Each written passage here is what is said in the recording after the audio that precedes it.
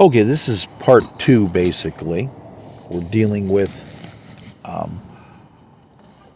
this big array. We're going to talk about taxes. Let me try to talk about taxes. Who has the best tax plan? I have the best tax plan. We'll talk about that in a couple moments here. I just talked about a lot about what's wrong with statistical analysis and crime.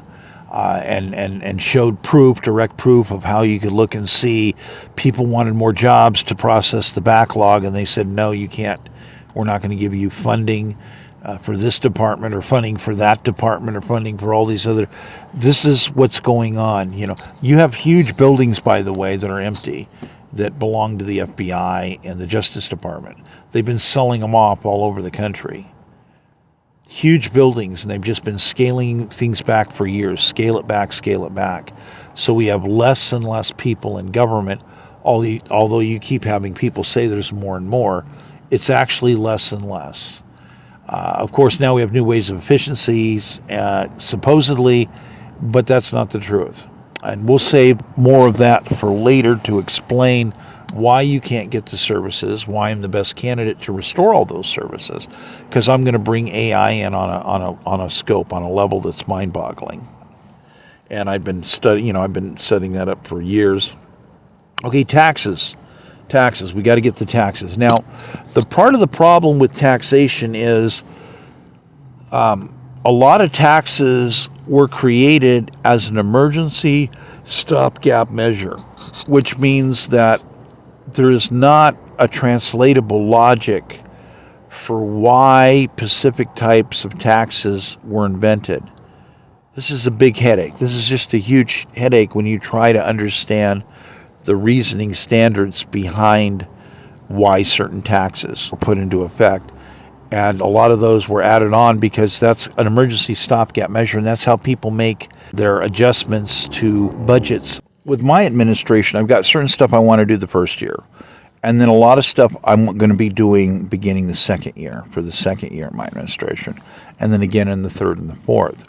Now, straightening out our tax code situation is really important because it's just a big headache. It doesn't make any sense. And there's a lot of taxes were passed. There's a labor intensity factor involving some of these taxes that doesn't make sense, and it keeps changing.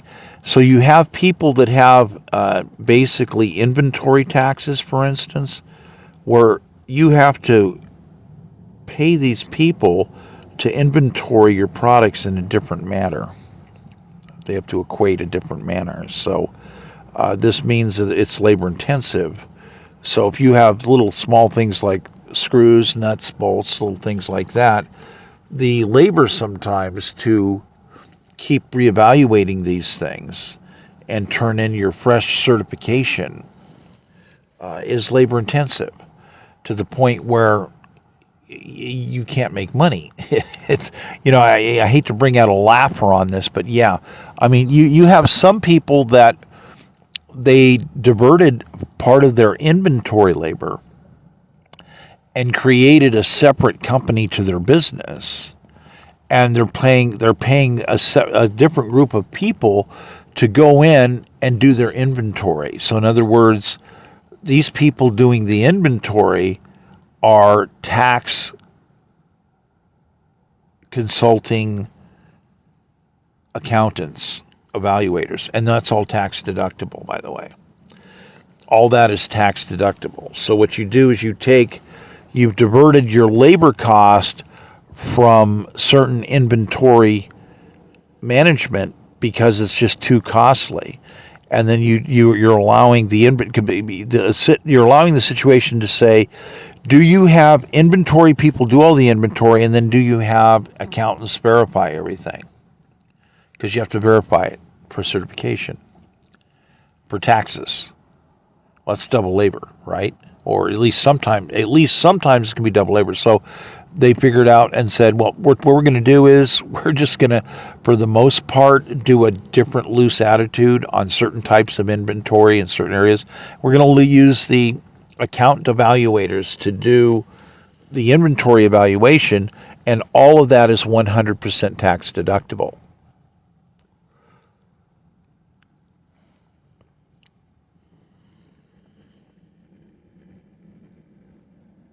So now you have a situation that involves the logic of saying, instead of having a confusion between the two, we're just going to go with having the inventory being done by the accountant, tax accountants, and then it's 100% tax deductible, and they've done part of your labor of your inventory management. So there is a logic to that. There actually is a logic to that that's understandable. Well, part of what I wanted to do is to deal with vast flaws in taxation involving inventory management and reduce the inventory management cost. This would be an extreme situation involving the lowering of management cost and dealing also with what can we effectively do to basically eliminate frivolous taxes. If you'll pardon the new expression of frivolous taxes, these are taxes that cost more than the product is worth. In other words, we want you to do this inventory and certify it 4 times a year and handle all these products. And someone says, we can't have somebody go through and count all of these products. Go through and count your screws 4 times a year. Count your nuts. We've got these nuts. They're 3 cents a piece. Okay, you're going to sit there and force people to count them 3 times a year. Four times a year.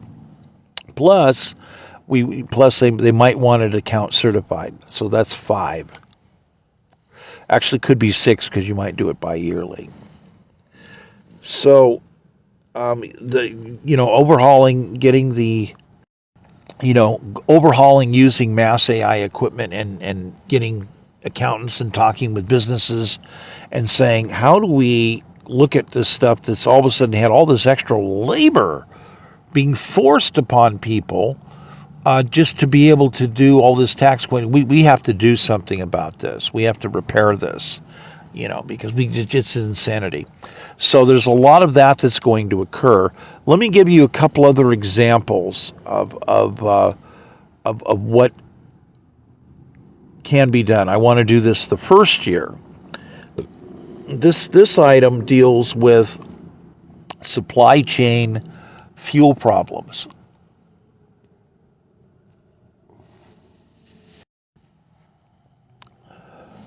Okay, let's say that basically the price of a barrel of oil goes up.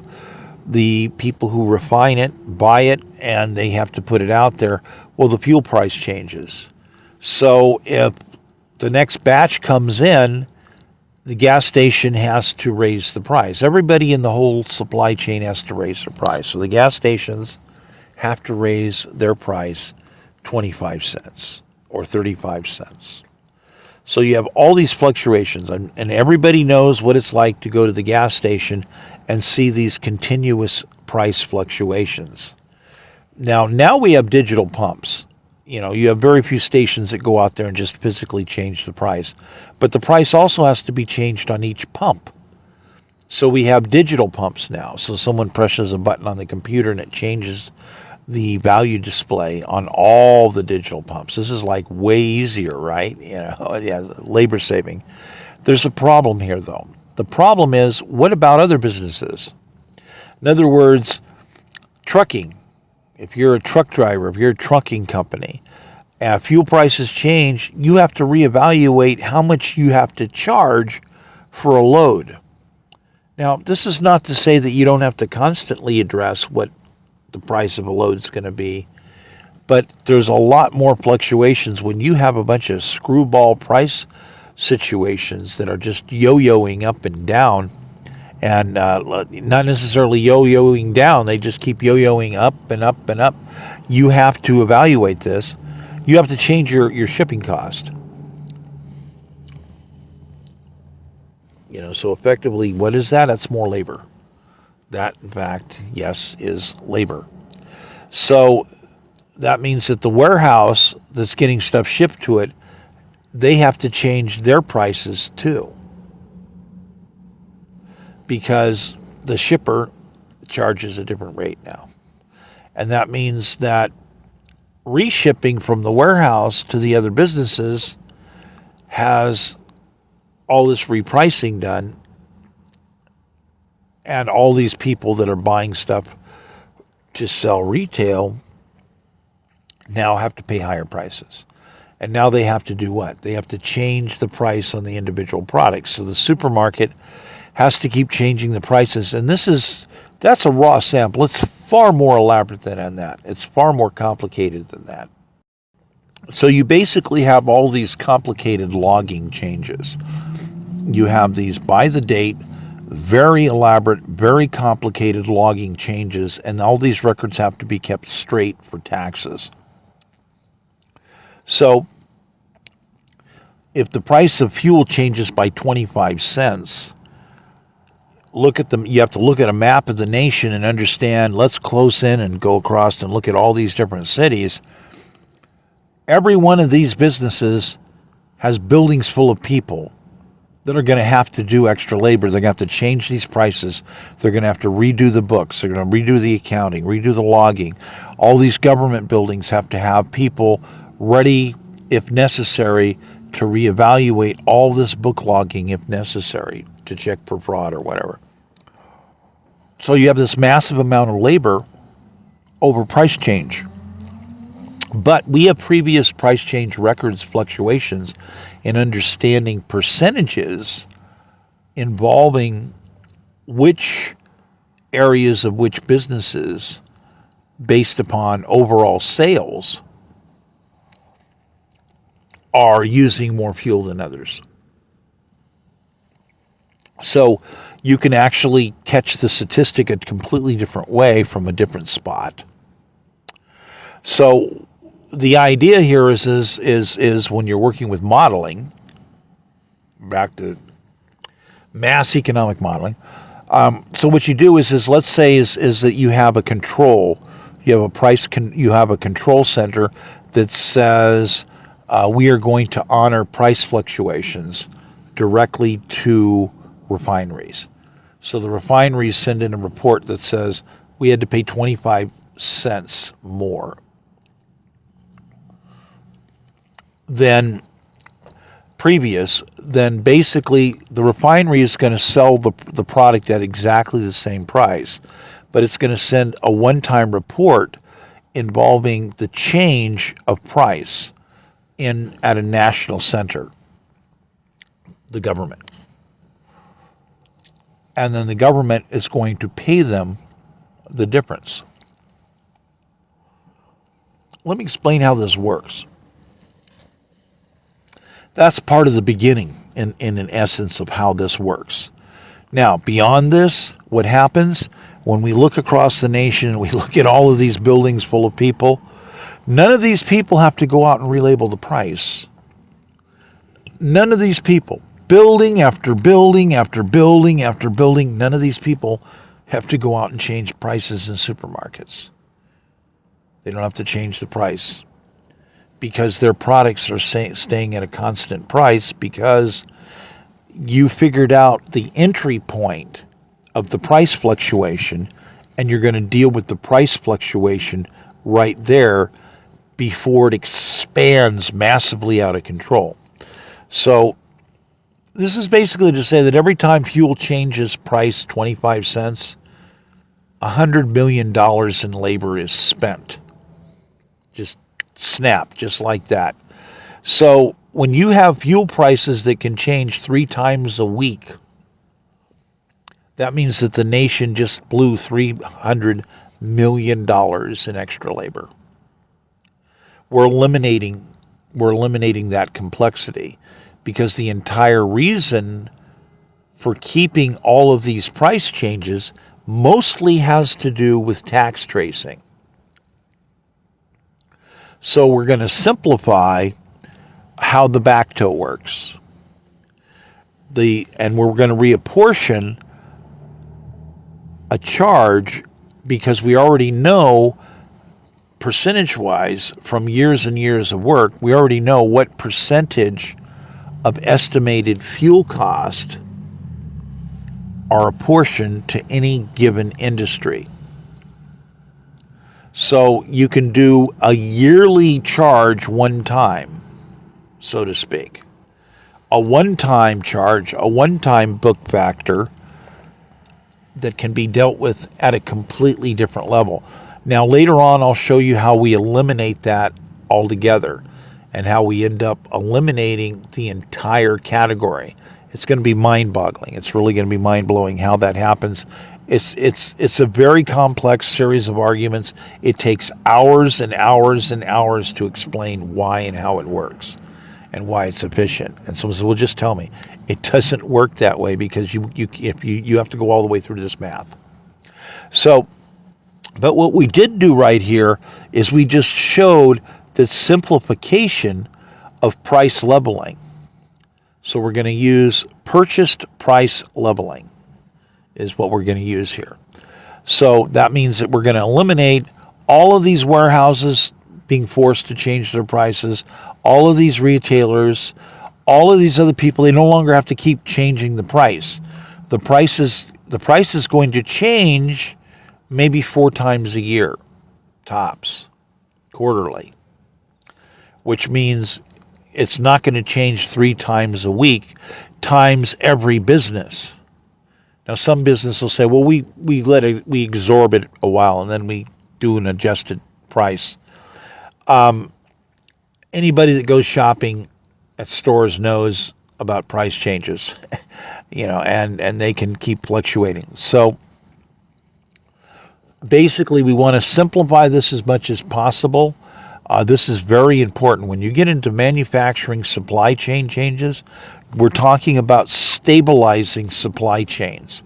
This is a massive stabilizing factor for what it is that I'm proposing to do. And I want to put this in effect for the first year.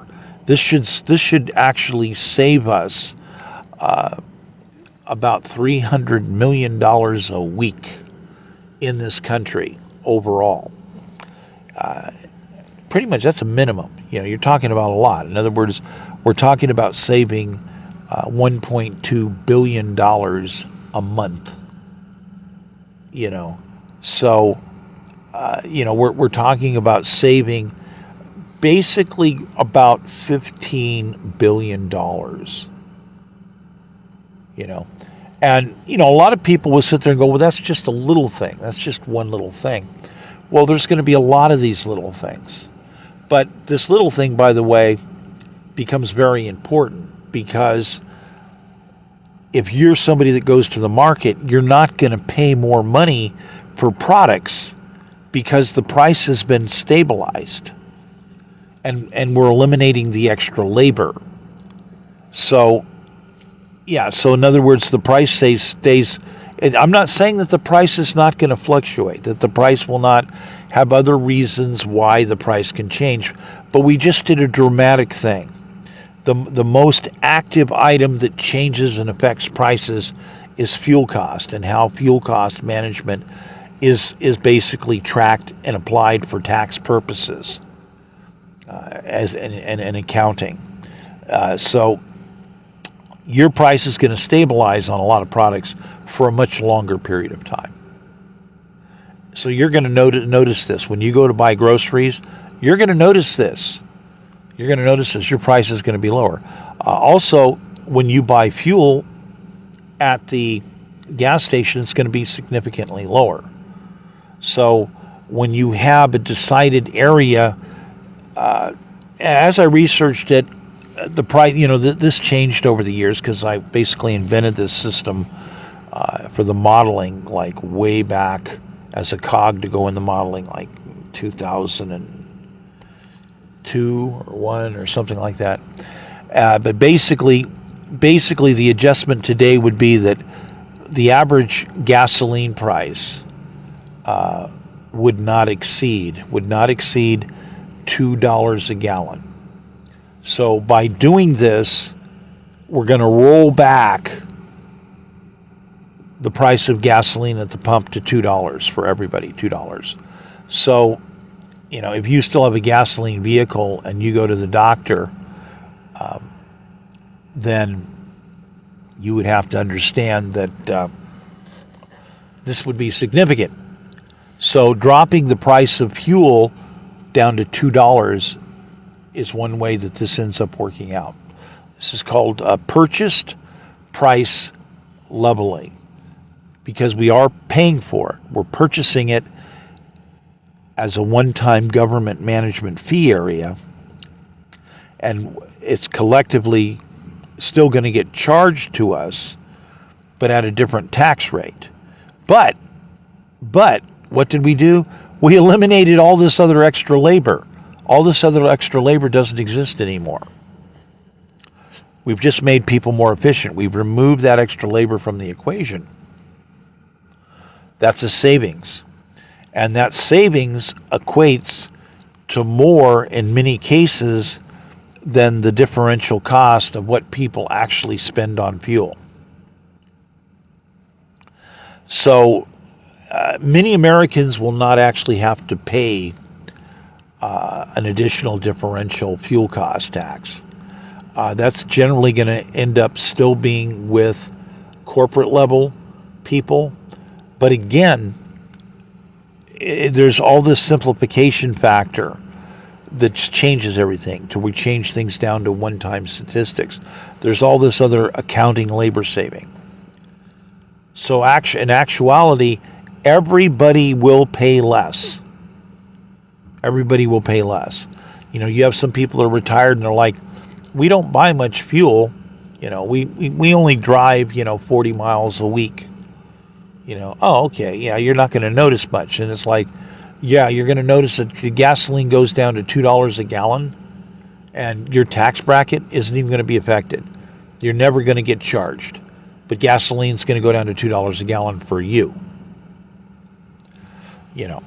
Even though you only buy $8 worth of gas a week instead of $40 worth of gas,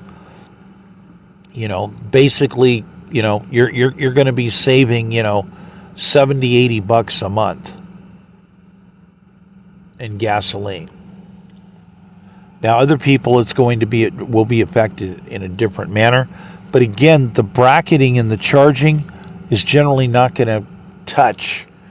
It's not going to touch anybody that's a worker, actually. Nobody that's a worker is going to have to pay that differential tax area. The area that's going to be covered goes at an industrial level. Governmental and industrial level. So the government's going to pay the tax, but it's going to only recoup part of the money. But here's the trick. The part of the money that's recuperating coming from industry changes, because instead of industry spending all this extra time without all this extra accounting and paperwork, they save massive amounts of labor. So industry saves too. Technically, overall, it's a win-win deal. Everybody pays less. Why? We're eliminating frivolous activity of unnecessary labor. You don't need to keep changing your fuel price daily. And you certainly don't need this to be a disruptive factor for warehousing and for trucking and for all this other stuff.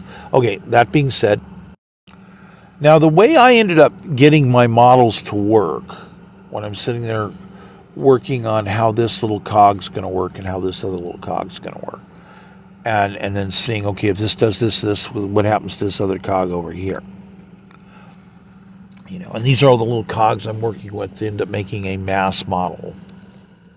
That, of course, at the time the chips didn't exist. You couldn't even attempt it. So now everything has changed.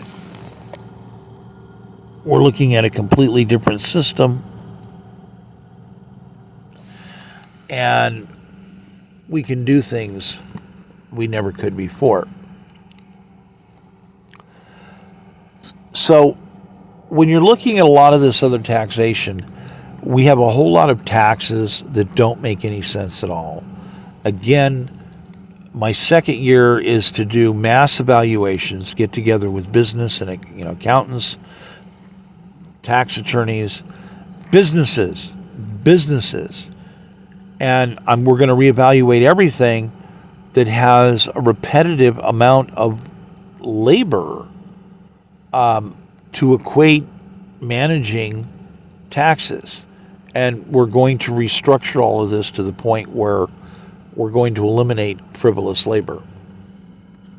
So that means, what do you do with your labor? Oh, well, you're going to do something else with your labor time. You're going to make product. You're going to be efficient. That's what's going to happen. So how this works out, there's a lot of other different back toes where things work differently, because there's a lot of other different areas that are not addressed. For instance, the government has been charging certain industries for minerals. In other words, they pump oil out of the ground and they tax them at a certain rate.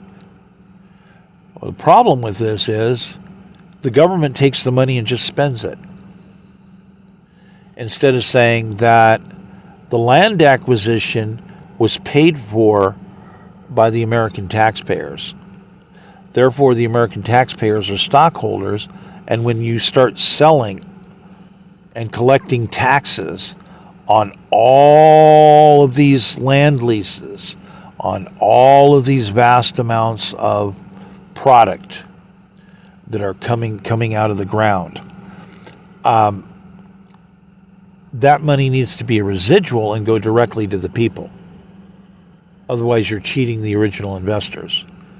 So under the system that I have, we're looking at a legal definition of basically taking the Constitution and various laws and showing and proving from a legal aspect why citizens were cheated, how citizens were cheated, how certain industry got built a certain way, and all these things occurred, and none of the citizens got their residuals. They've been cheated. So understanding how to restore residuals is key point. Now keep in mind, what the model shows is that if people collect residual money from that investment that their grandparents invested in, it's prepaid, it's already done, the stock didn't get issued, it has to be issued. So what will happen with that residual money is people are just going to spend it. They spend it. So that money resurfaces and gets taxed. If you have $30,000 new money, what are you going to do with $30,000 new money? You're going to buy something. You're going to go, okay, I want to add extra bedroom to my house. Okay, boom, you blew it all in one shot. But the guy that just basically made your new bedroom says, oh, I got to pay taxes on some part of this. He's got a business. Well, there's a sliver, part of it gets paid in tax. Then in turn, he also ends up with a bunch of people that had him do stuff, and he's got a profit. So he's going to pay taxes, but both have a profit on the extra volume of brand new business that's going to arrive. That's already in motion. We're not going to keep track of that. That's already happening. Just trust me, that's already happening. But in turn, he's going to buy something. He's going to have more money. He's going to buy something. And then in turn, that person that sold to something, they're going to have more money. They're going to buy something. Every time there's an activity, we already have a tax system in place that's going to absorb transactions and taxes all along the way. So, but meanwhile, you're stimulating growth. You're stimulating growth. It's a 1.8. 1.8 for 1.4 time, I think is what it is.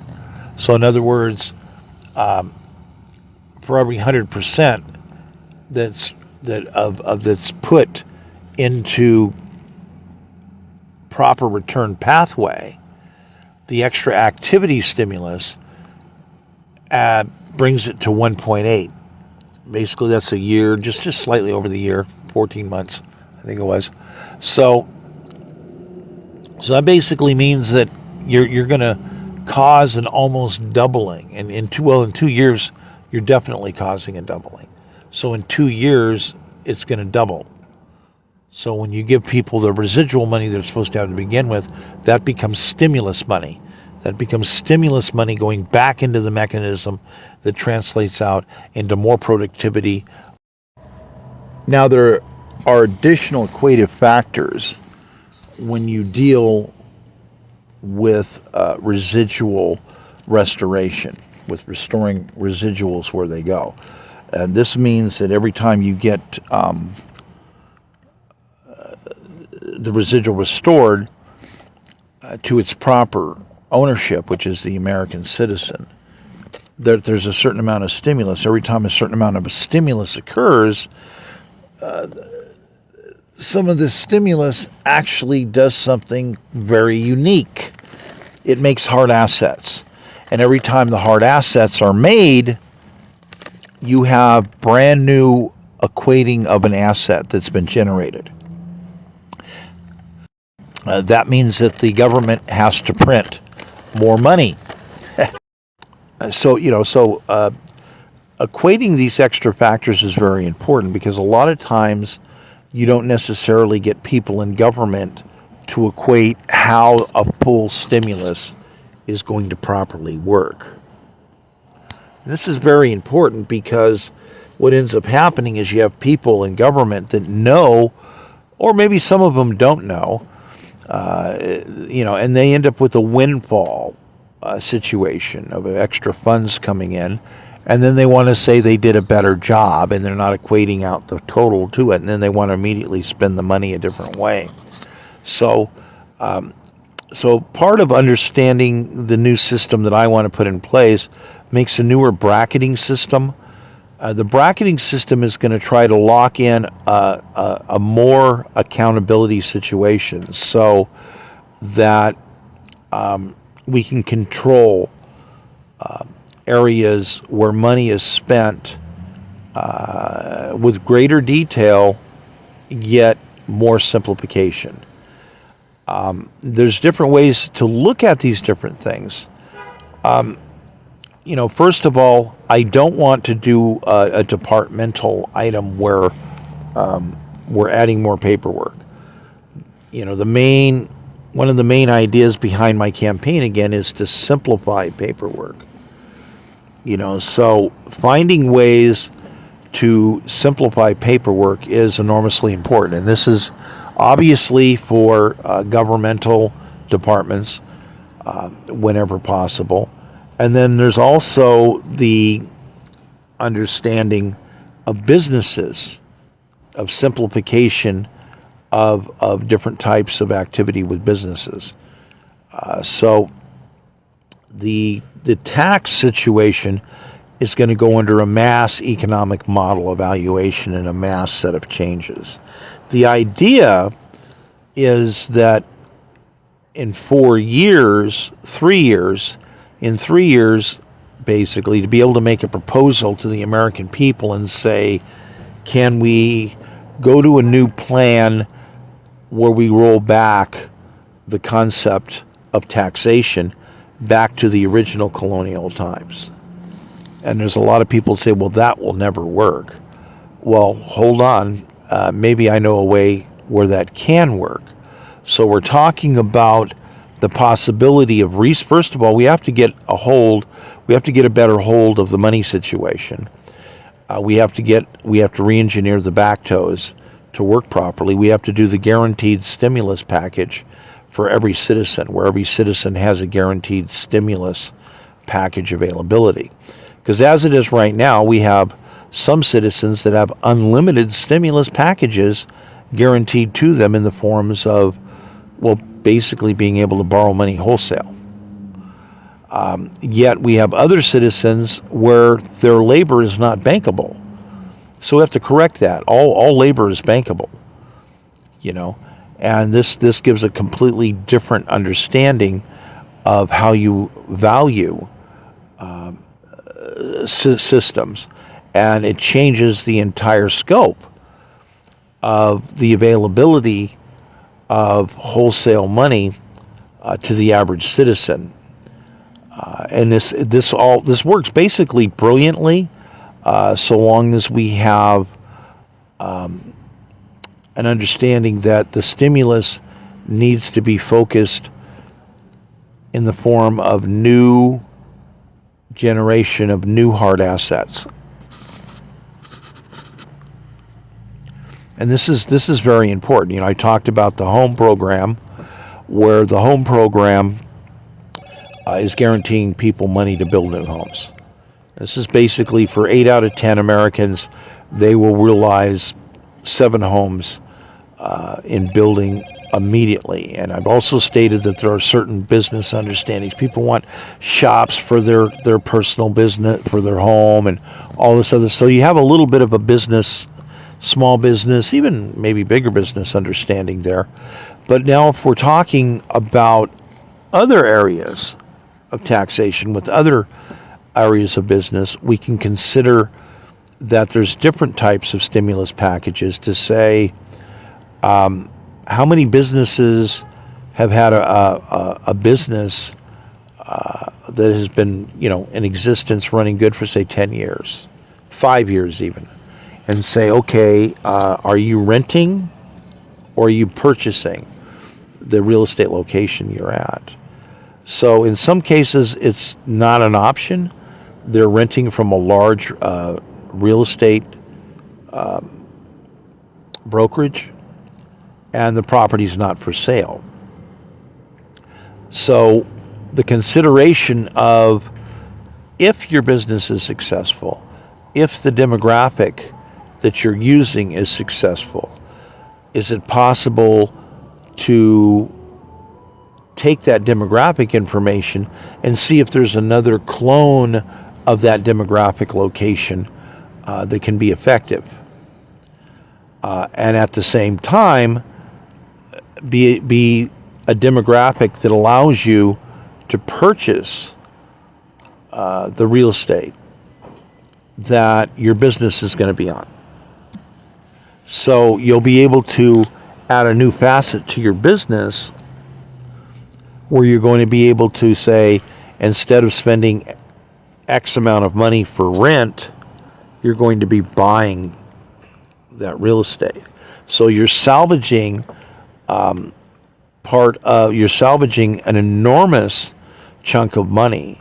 Instead of paying rent, you're going to be purchasing. And this translates out into a very attractive item. Now, sometimes in 5 years, yes, this could translate out into a very noticeable area. I mean, a lot of different ways is that your payments will either be fixed or you could be on a graduated payment loan, but then you know what you have. You know what the decisions are. You know what the long-term plan is. Now, on a 10-year loan situation where you're talking about really having a lot more realization and stabilization of your business, expenses and cost. So I really want to be able to look at new equivalent demographic location switching options for businesses. Now granted, I guess some big brokerage houses on real estate aren't going to like that.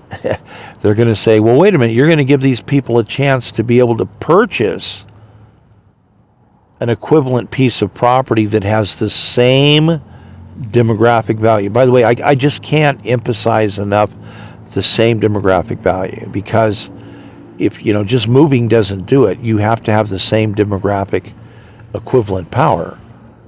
Because you can move to another location, that doesn't mean that next location is going to work for you. And then the business, this wouldn't be good for business. So we have to figure out a mass insurance coverage item to say, if you move to a new demographic and in 3 years it doesn't take hold, that we can have a little piece of insurance, little tiny sliver on that pie of insurance at a national level, that is going to cover any possible losses, to basically do the demographic research again and change your location again, to look at salvage and conversion, and how to work that so everything ends up coming out into a solid basis. This might mean that the location that you picked looked like it had the same demographics, but it's not taking hold. Maybe you had a sandwich shop, and your sandwich shop was successful, and you changed locations. You thought the demographic research was correct.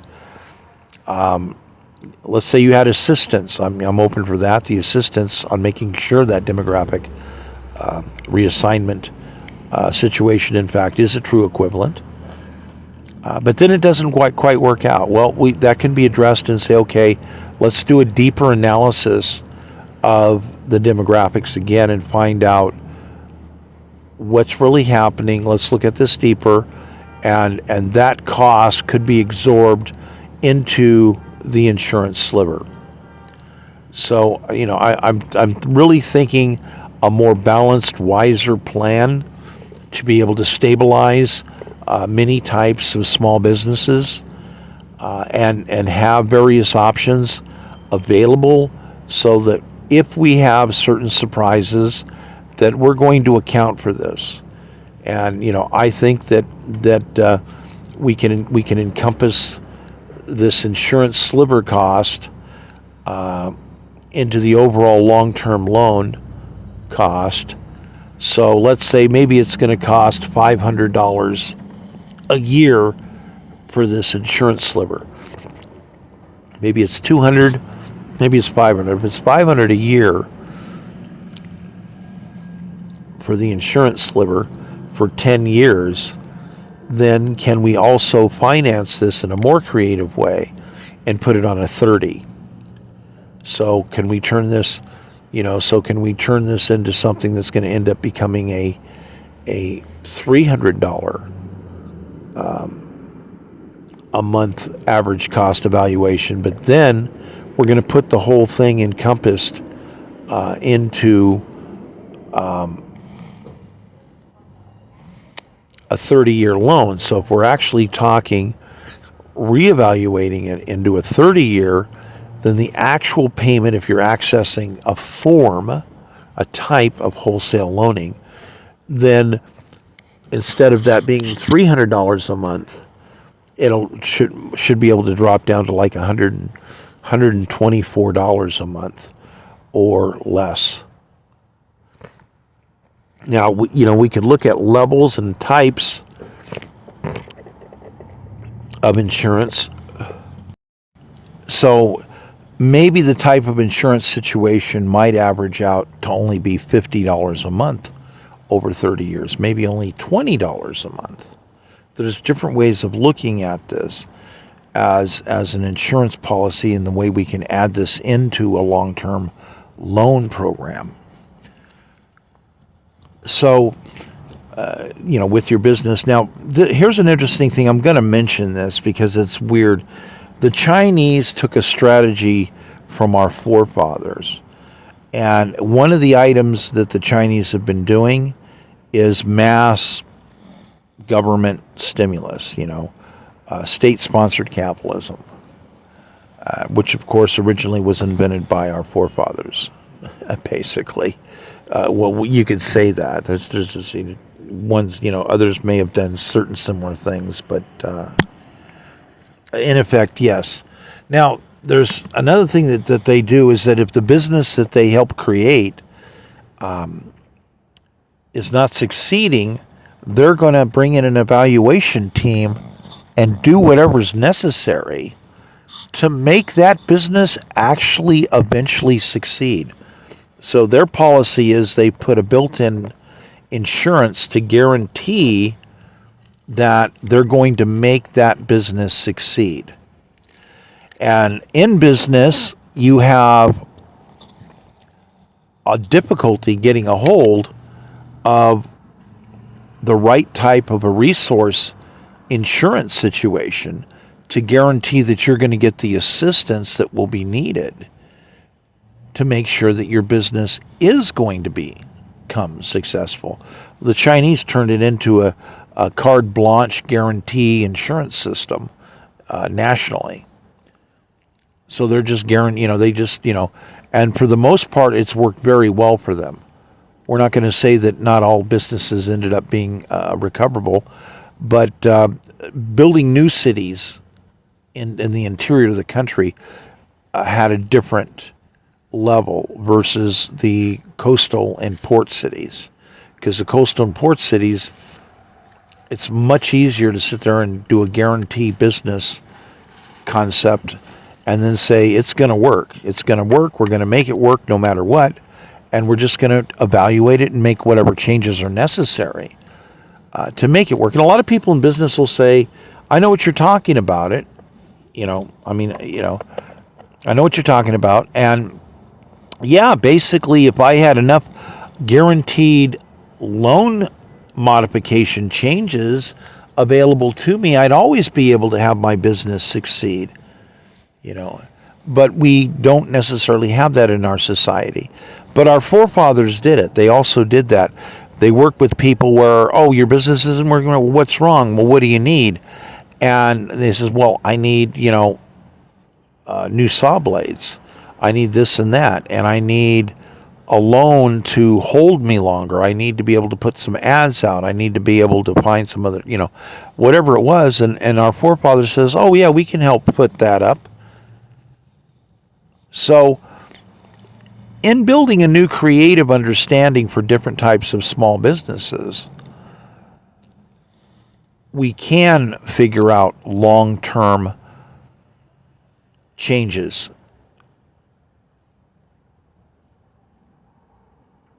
encompassed into the situation. So it depends on what it is you want to do. There's a lot of ways that things can work well. I hate to bring about the change. You do have the change. In other words, your evaluation comes out that you change location, but guess what? The deeper demographic research indicates a different type of business would be successful at that location. So do you change to a different type of business?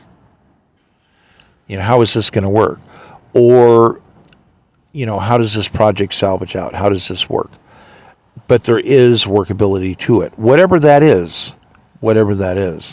So this is something we need to also look at and get going into it to an effect to make sure that we have a whole nother sector of small businesses becoming more solid.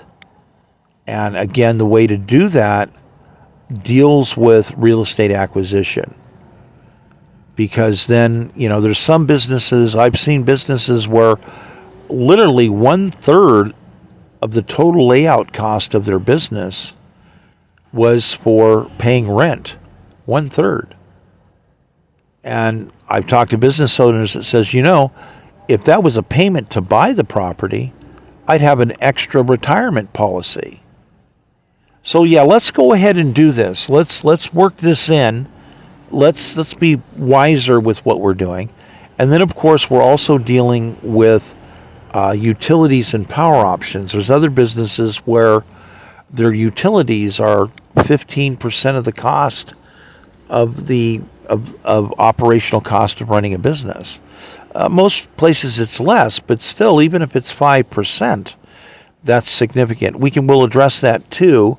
That's going to be addressed under my administration into finding more permanent solutions for power. And this might, you've got things like solar. You got all these other little different things that can be brought into being. Again, I think I mentioned before, I'm very heavily into the solar concept. I'm sold. Okay, moving on. Okay, basically I just covered an area of smaller business that's a renter, converting them to being a purchaser, and an elaborate understanding of how to guarantee the demographics on that.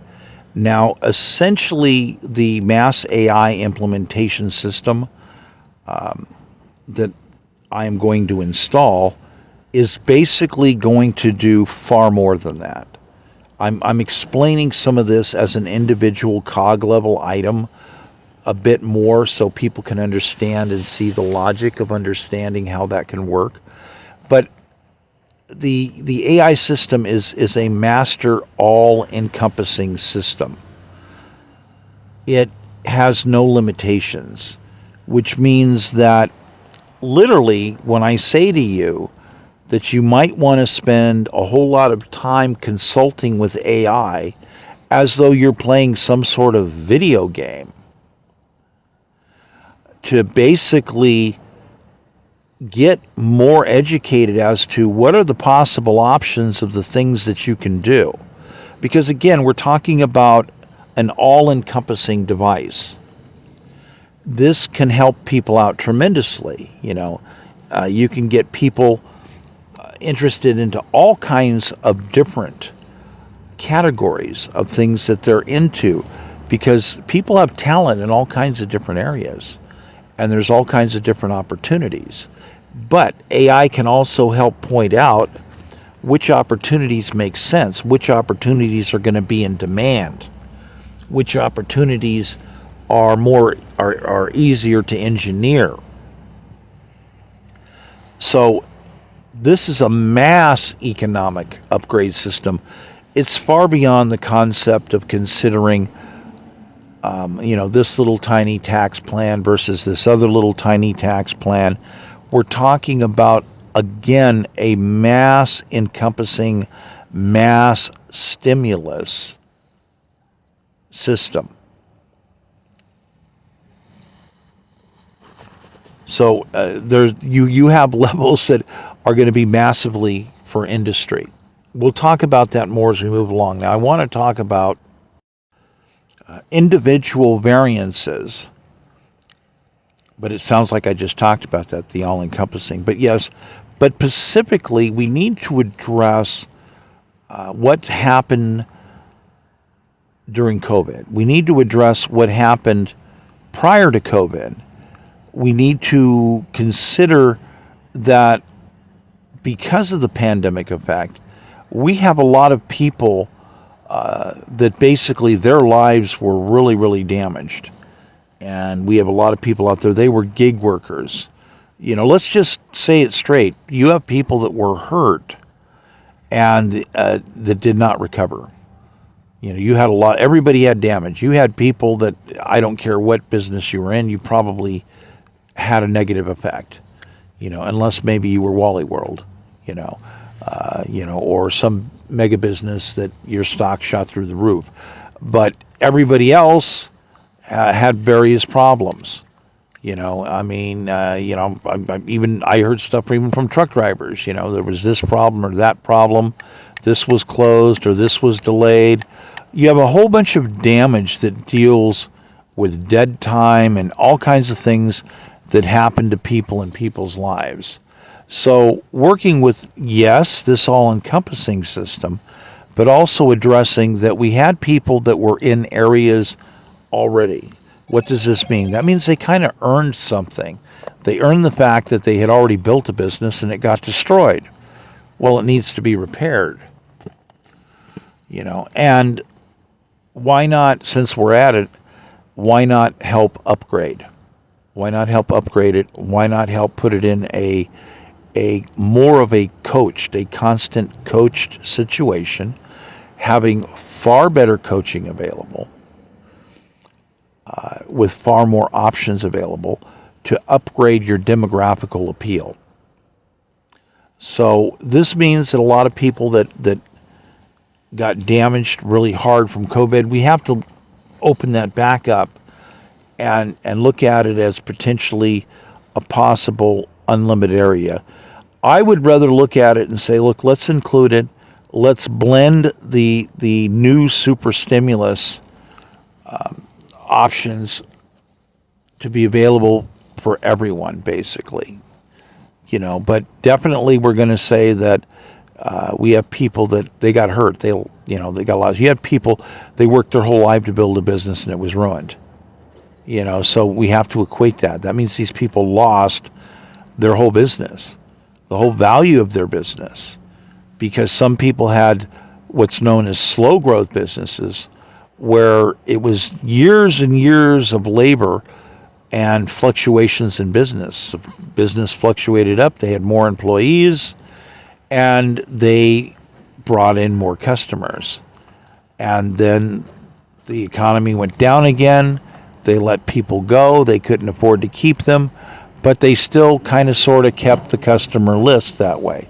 So then you end up with a situation where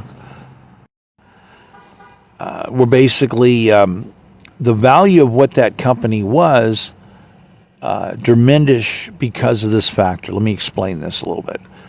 If you have a long-term business that you built up, and a lot of people would call these like the family style, the slow growth businesses, what happens if your business goes under for too long, all your customers gravitate away. You lose them. And you just can't instantly restart the business and say, here's this amount of money, your doors are open, you're all good, goodbye. That doesn't work. You may never get back that customer list, or in order to replace the equivalent of that customer list, it might cost enormous amounts of money. And people say, well, that's not justified to spend $1 million ad campaign to basically restore a business where someone only made maybe, $150,000 a year. But to them, they would say, well, this is wrong because there was certain logistical values to the business. Their business took them 20, 30, 40 years to build. And the part of the value of the business was it was already in place, it was already active, and the customer list was loyal. They had a loyal customer list that ended up disintegrating. Getting new customers isn't necessarily guaranteeing that you have loyal customers. So let's say they were not negatively affected by COVID. Let's say that COVID never happened, their business would have continued. Well, one of the possible options would have been that they could have had a fair evaluation of the business over the course of its history, and someone would say, well, you've got a long-term business. It definitely has a 10-year value rating, and that means that your income, for instance, would be $1.5 million for 10 years. So some would say, well, that means that your business was worth $1.5 million. But there are others that would say, no, there are fluctuation differences in the business that indicate that the business is worth more than that because they have a long-term loyalty list. And when the economy gets good again, there are additional windfall profits, which means someone would say, no, you're at least $1 million short. You're talking $2.5 million or more. So this would be to say that would be a realistic understanding of what someone's business could have been or was. And then COVID hit, everything's ruined, and people are thinking, yeah, you just give them $60,000 or $200,000 or $500,000 and that fixes everything. No, it doesn't fix everything. Because when you lose a long-term loyalty list, you're talking about the long-term value of the company. They can't turn around and necessarily sell the company. You have to repair the company, put it back on its feet so it has the same effective retail value, which means you might have to spend $1.2 million to restore the company's $1.5 to $2.5 million value. And people go, well, how is that going to work? Who's going to pay for that loan? Well, we have to bite the bullet on this one. We have to bite the bullet and understand that we have to have a national insurance policy that says, here's the deal. If we're shutting everybody's business down to protect everybody's overall life, then everybody overall is paying into that national insurance policy to say, yes, we have to make sure that who the losers are, that they don't lose, that they get paid back. So there's a lot of things that are behind schedule where we have to look at repairing all of these other businesses that people had. And it literally doesn't matter what type of business that it is. I mean, you have people out there that basically lost businesses where they were in a category nobody liked their business. Oh, they sold exotic books. They sold guns. They sold poetry books. They sold fishing books. They sold something that is a strange offshoot that most people would normally not be interested in, or it's a very limited area where people would be interested in it. So you have to consider what these things are. You know, if you have somebody, it's like, well, yeah, we had a long-term gun shop. We made a certain amount of money. It fluctuated. And, you know, here's the numbers on it. This is what it was worth. And by the way, we also participated in traveling. In other words, we went to other shows, other places, other areas, even other states. And the basis of the trustworthiness of doing that was connected to the fact that they had a long-term business. So they might actually do the majority of their profit going to other events, even in other states. Yet their business here at home shriveled up. You know, in other words, COVID hit, everybody got shut down. Many people who were customers or potential customers got ruined, got their business ruined. And a lot of them decided to say, that's it, we're done, and they moved away. So you can't necessarily just restart that business, not at that location. You know, because the options demographically have changed. So you have to have a much deeper analysis to say, what is the realization? What is the real truth? Have the demographics permanently been damaged to that area? And in many cases, you're going to say yes. There are many types of businesses that there's been permanent demographic damage done. By permanent, I mean that 10, 15, 20, 30 years of time may not guarantee a restoration for that demographic overall package to be restored. It just may never happen. So you're talking about relocation, you're talking about modifications, you're talking about adding items to your business or converting to a different type of business altogether. And this is going to be a process. This is going to be a process. So I can't leave businesses behind. You know, somebody says, yeah, we were ruined. Look, we had a business. We were in business for 30 years or 20 years, whatever it is. You just can't abandon those businesses. You know, these people existed. You know, and you have people that had nonprofits, and it's like, yeah, they've been in business for 22 years or 10 years. There's a value to that. You know, so again, why not use the all-encompassing master system that's going to be deployed? Look at experimenting with other types of options and upgrades.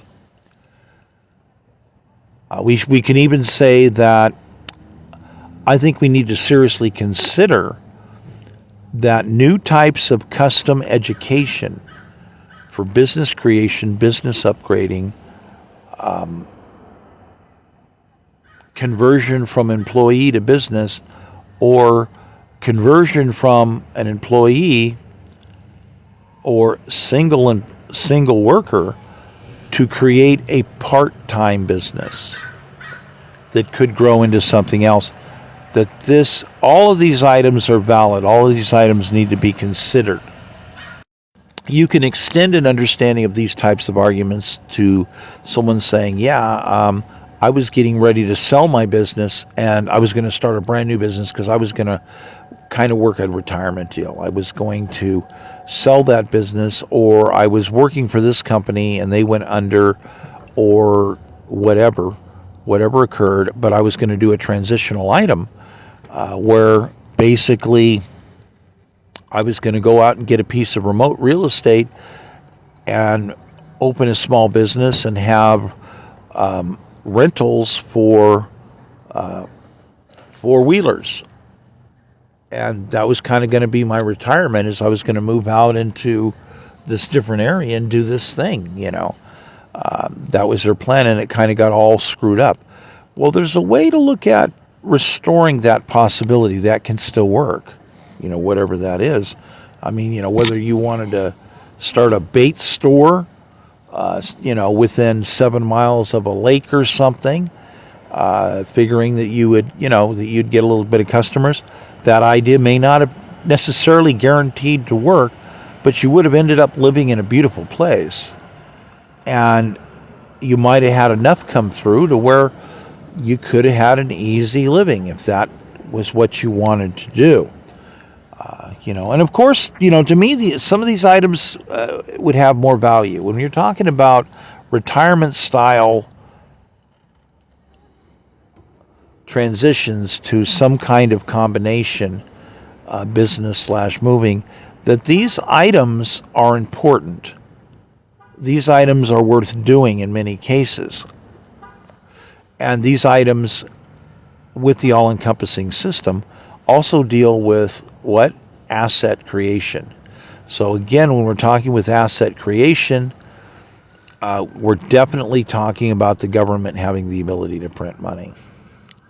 So moving on to the next item. So maybe no item is too small, but then again, might we think about, if we have a all-powerful encompassing system, to think about, have we missed something? Statistically, the odds are virtually guaranteed that you've missed things. So therefore, why not upgrade that idea? Okay, moving on. Okay, so, I don't want to be insultive when I'm talking about the mass AI integration system. It's a mass upgrade system.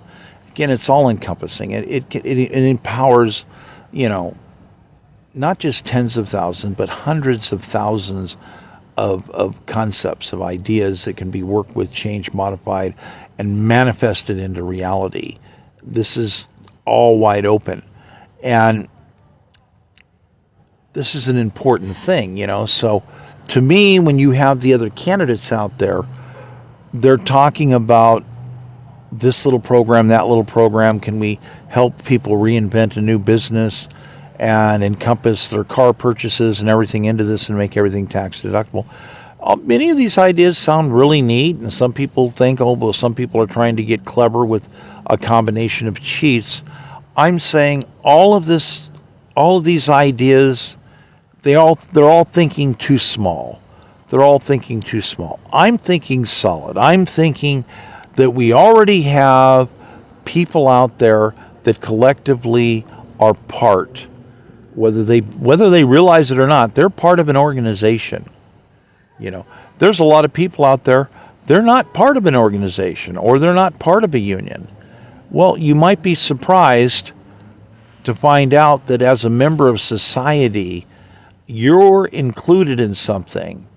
You're a member of society whether you like it or not, because you've been breathing air. So you shouldn't rob yourself of a collective participation. And when there's a lot of other organizations out there that have forms of collective participation and forms of collective insurance, you need to think about maybe getting with them, because there can be a vast diversity of what people are going to decide with new governance. Because a mass encompassing system, like what I'm saying, is going to repeatedly keep standing up saying there's lots of options. Please, do I plead with you? Do not think too small. Do not think too small. There are lots and lots of options. So give yourself respect and honor from the standpoint that you've been a living, breathing body participating somehow in society, and we're ready to keep moving forward and expand options.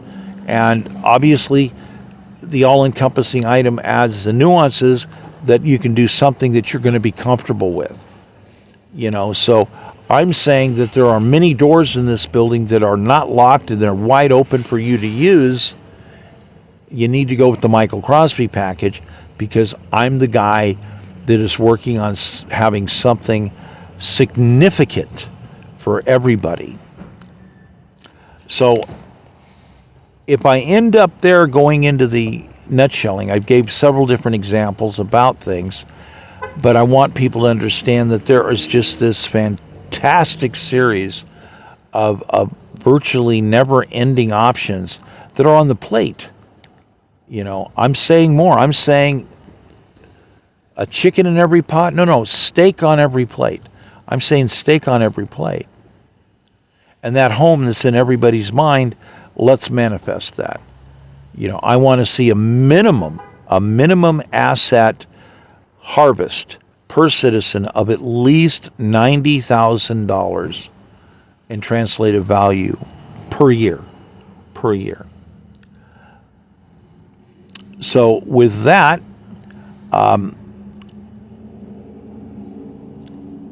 we're going to call it a pod.